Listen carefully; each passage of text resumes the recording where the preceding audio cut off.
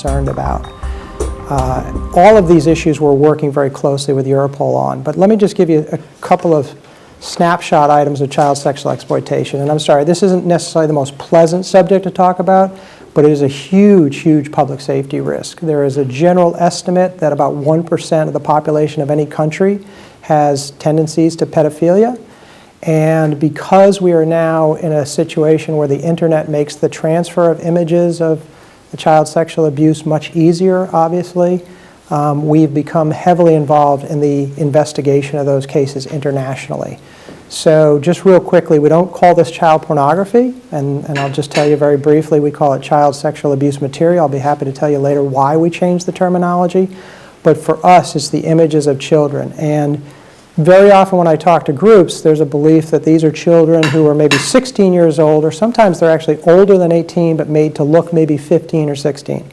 That's not what we're talking about. When we look at these images from an investigative standpoint, the numbers are staggering of prepubescent and toddlers and infants. This is where it gets really a little bit nasty, and I apologize, but this is the reality we're dealing with. 75% of the images that we seize where we can identify victims are prepubescent. That's the level that we're talking about.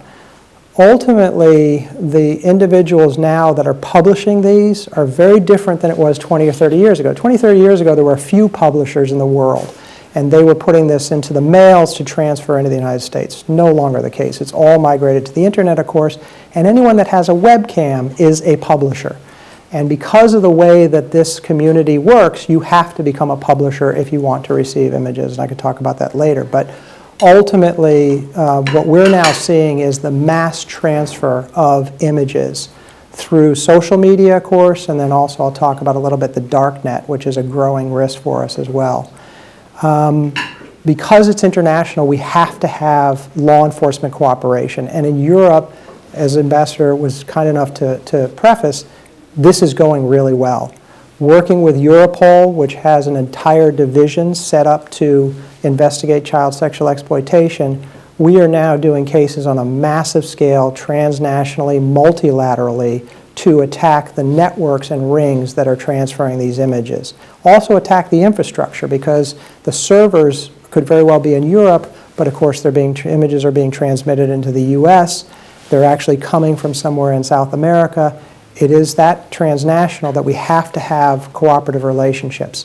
So we've set up now, and I don't want to claim credit for this, this is actually Europol taking tremendous initiative under the leadership of Rob Wainwright to actually set up working groups with US law enforcement, of course the 28 member states, and there's about 13 other countries that are members of Europol that aren't in the EU. Ultimately what we're doing now is massive surge operations regularly, where, again, we attack entire networks.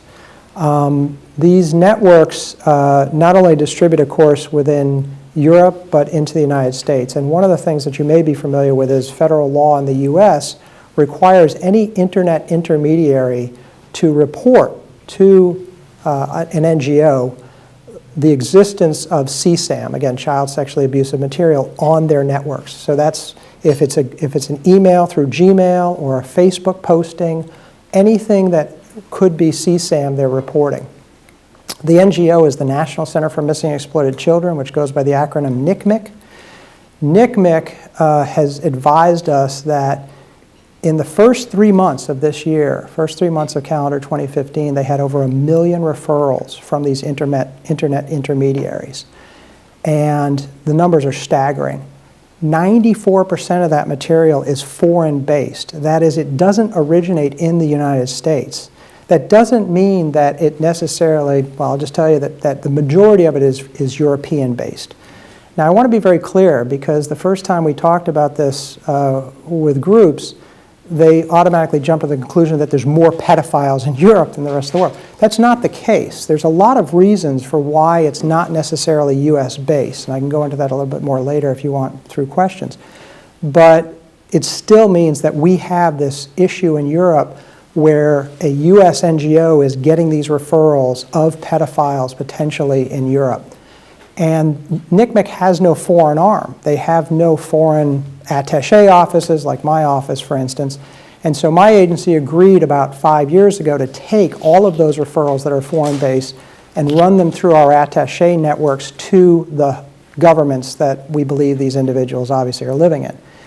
Europol is our center in Europe for doing that. And we agreed with Europol about 18 months ago or so that we would send for 18 countries in the EU, we would send them the referrals from these NCMEC leads. The numbers there, again, are staggering. It's thousands a month. But Europol is now taking those, working them through, comparing them to other referrals they have so they can package up comprehensive leads and send them to the member states. I just very quickly want to tell you about a success story here that's relevant. About 2 months ago, 3 months ago, on a Friday night, our agent at Europol received one of these leads from NCMEC. And they have Tier 1, which is an urgent lead. And the urgent lead was, there was evidence that a 22-month-old, again, I told you these are infants, 22-month-old child, a girl, was being sexually abused in Romania. And the images were being transmitted, again, through a U.S. service provider. Ultimately, by Monday night, working through Europol and the Romanian authorities who work at Europol and our agent, the Romanians were able to arrest the father of the 22-month-old girl, rescue her from the abuse, and of course seize the evidence which was in his home of the sexual abuse. I can tell you, I've been doing this now about 20 years in law enforcement. We could never have achieved that 2 years ago, 5 years ago. There's just no way we could have acted that quickly. So we have that ability now in child sexual exploitation, and I think, as the ambassador said, it's a very good news story about cooperation.